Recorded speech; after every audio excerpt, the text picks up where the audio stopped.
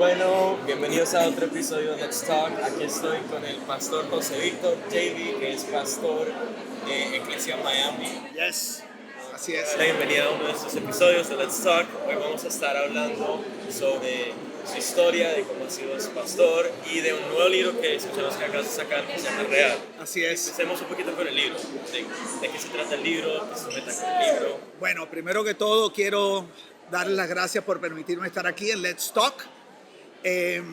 Sacamos este libro real durante la pandemia y básicamente el libro es como un llamado, como una invitación a la iglesia a tomar las decisiones, a hacer las transiciones necesarias para poder ser esa iglesia relevante que realmente pueda generar un impacto en el tiempo que estamos viviendo hoy.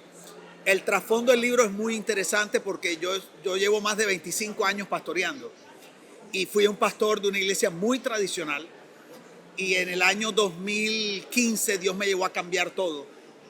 Entonces al principio fue un escándalo porque la gente no entendía como un pastor que había sido tan reconocido en la ciudad y una iglesia muy grande, por qué lo había dejado todo para comenzar de cero. Entonces digamos que ese es el trasfondo del libro y ha sido muy lindo porque a raíz de lo que estamos enseñando me están llamando en muchos lugares, muchos países, iglesias que quieren, por ejemplo, transicionar hacia un ministerio de pronto más relevante hacia las nuevas generaciones, que tenga un mayor alcance a la sociedad, no una iglesia que está tan encerrada en cuatro paredes. Entonces ha sido maravilloso. Sí, eso es básicamente nuestra meta aquí en Expolis, ha sido que nos llamaron porque quieren una forma diferente de impactar a la sociedad. Así es. Me siento como related con eso que estás diciendo porque muchas veces, o sea, pienso que la pandemia fue un momento donde todo partió, o sea, de empezar una nueva cosa, de nuevas innovaciones. Pienso que eso es algo muy interesante porque se viene haciendo, pero ya eso fue como la partida. Así es. Explícame un poquito de cómo ese libro puede impactar a la iglesia, o sea, de por qué. Claro. Bueno, a mí me pasó algo muy extraño y es que teníamos una iglesia muy grande con edificios muy grandes y Dios nos pidió que entregáramos todo, pero yo no entendía por qué. Al principio, I couldn't see the purpose behind it, no veía el propósito. Y entendí que Dios lo que hizo fue sacarme de lo que yo llamo la burbuja evangélica. Es como un bubble que está la iglesia.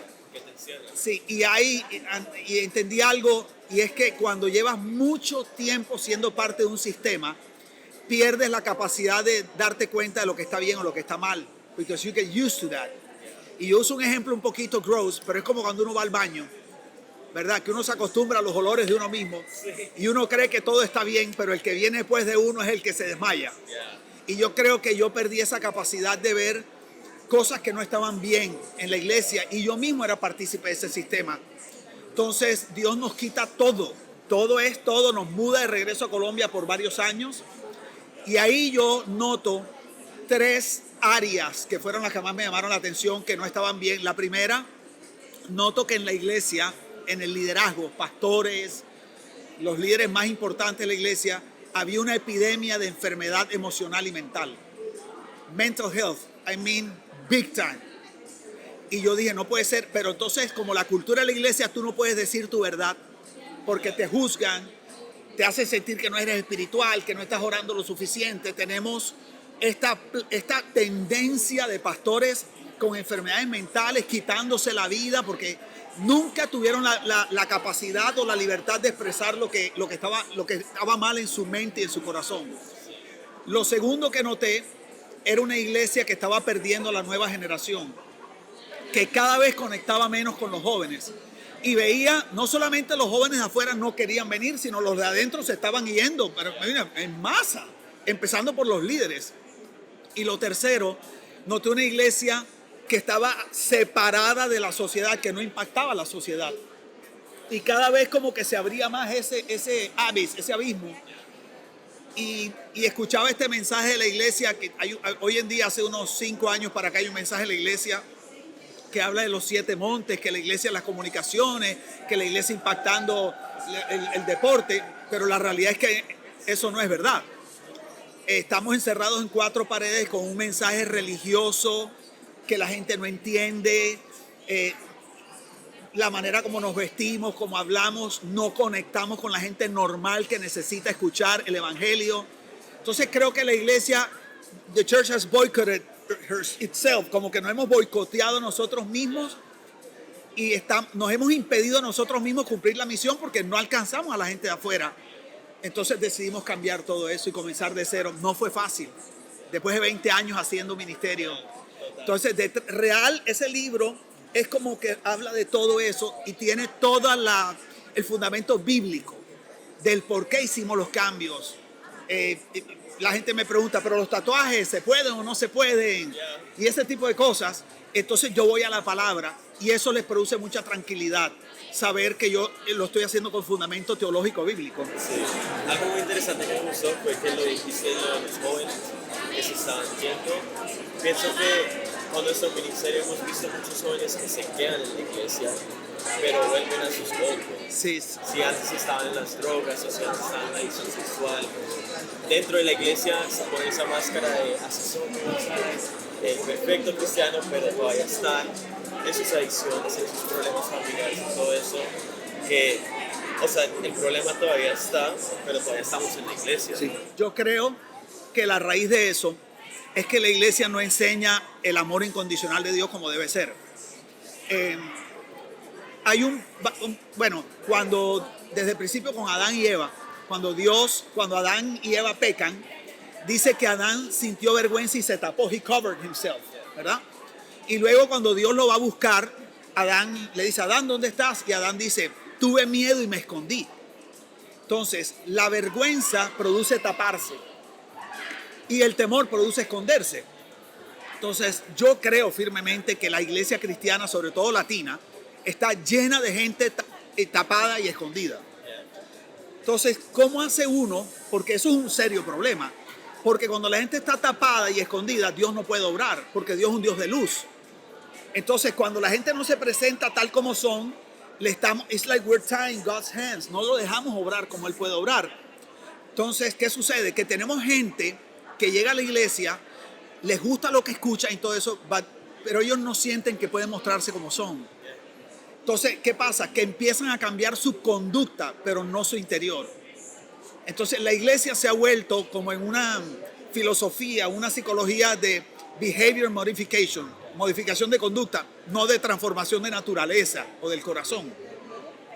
Entonces, si queremos cambiar eso, la iglesia tiene que predicar el amor incondicional de Dios. Un Dios que te ama como eres, con todos tus desastres, pero de verdad te ama como eres. La gracia de Dios. ¿Por qué? Porque la Biblia dice que nos acerquemos confiadamente al trono de la gracia. O sea, al único lugar donde una persona que se siente pecadora o imperfecta se acerca confiado es a un trono o a un lugar donde sabe que no va a ser juzgado, que no va a ser rechazado, que no va a ser desechado.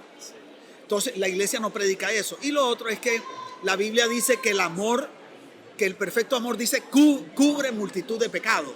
O sea, cubre, te tapa. Sí. Y cuando la gente empieza a conocer el amor de Dios, they feel covered, se sienten cubiertos, entonces ya no tienen que taparse. ¿Sí? Entonces, por eso nuestra iglesia es una iglesia donde hacemos mucho énfasis en el amor incondicional de Dios y en la verdad. Pero la Biblia dice en Juan que es gracia y verdad, no verdad y gracia. Grace has to come first always. Porque la gracia es lo que hace que la gente se acerque y abrace la verdad. Tú sabes, pero la iglesia lo hace al revés. La iglesia dice, si abrazas mi verdad, recibes la gracia. Y Dios dice, no, conoce mi gracia y eso va a hacer que tu corazón quiera abrazar mi verdad. Sí, me pareció eso espectacular. El libro es como, me pareció muy interesante esa conversación porque siento que la iglesia no habla de esto. No. O sea, es algo que se nota, pero es de verdad, dive into that. Yes. Explain it, preach it, everything. Entonces, si quieren leer este libro, el pastor José Víctor lo está vendiendo, se llama Real, tiene su libro está vendiendo. Así es. Y es donde más lo pueden conseguir. Bueno, ahora mismo en Amazon.com lo pueden conseguir en formato digital y en formato físico. Lo tenemos en nuestra iglesia, aquí en Espolí lo pueden encontrar también. Y en Colombia también lo pueden pedir en una librería que se llama Librería AMI, AMMI. Pero si entran a Amazon lo consiguen. En digital, for Kindle, físico. Yeah, for everything. Y si no, escríbanme por Instagram y se los mando. Una última cosa, ¿qué le dirías a la gente que en 2 palabras el libro? 2 palabras. Wow. No sé si son 2 palabras, pero son poquitas. Es un antes y un después. Bueno, antes y después. Ahí están las 2 palabras. Es un antes y un después. Y que si lo van a leer, se acerquen al libro con corazón de niño. Porque el libro, o sea, derriba paradigmas de una manera muy fuerte. Pero bíblicamente, todo está con su sustento bíblico. I wouldn't do it any other way. Porque yo no quiero, mi intención no es enseñarle a la gente a pensar como yo, sino que entiendo que Dios realmente me ha dado un mensaje para la iglesia en este tiempo y que la pandemia es el momento perfecto para este mensaje. Yo creo que las iglesias que no empiecen a cambiar sus paradigmas están condenadas a la irrelevancia y a la muerte. O sea, pueden seguir ahí, pero no van realmente a hacer nada. Dios está levantando algo diferente y los líderes tenemos que tener la humildad de reconocer que tenemos que cambiar cosas. Y ahí me dicen, the other day, di una prédica en la iglesia basado en una canción de Michael Jackson, porque me decían, no, que la pandemia y el mundo y tal cosa. Y entonces di una enseñanza que se llama The Man in the Mirror. Y Michael Jackson dice que si queremos cambiar el mundo, you have to start with the man in the mirror. Tú sabes, y los pastores, we need to start with the man in the mirror. We need to change some stuff en nuestro corazón. Necesitamos hacer cambios y reconocer que no lo sabemos todo, que hay gente que en algunas áreas nos lleva ventaja. Y yo creo que el problema es que como somos pastores cristianos o líderes, creemos que ya no tenemos que aprender cosas porque ya conocemos la verdad. Entonces no hay que evolucionar. Y yo pienso que todas las carreras en la tierra están permanentemente estudiando, los médicos, los dentistas, los arquitectos. ¿Por qué? Porque las generaciones, Dios y su verdad no cambian, pero el idioma de la generación sí cambia. Entonces los estilos cambian, el diseño cambia, los colores. Y los únicos que no queremos cambiar somos la iglesia, porque sentimos que si cambiamos, dañamos la verdad. Y no hemos aprendido a separar. La verdad es la verdad, eso no cambia, pero el idioma sí cambia. So, bro, that's it, man. Me encantó esto. Pues el libro lo pueden conseguir, como dijo José Víctor, que todo empieza con nosotros, con el Man in the Mirror. Yes. Con eso dejamos toda esta entrevista. Si les gustó esto, pueden darle like, lo pueden compartir. Así es. Fue un placer tenerte aquí. Muchas gracias. Thank you. Thank you. Thank you so much. Thank you.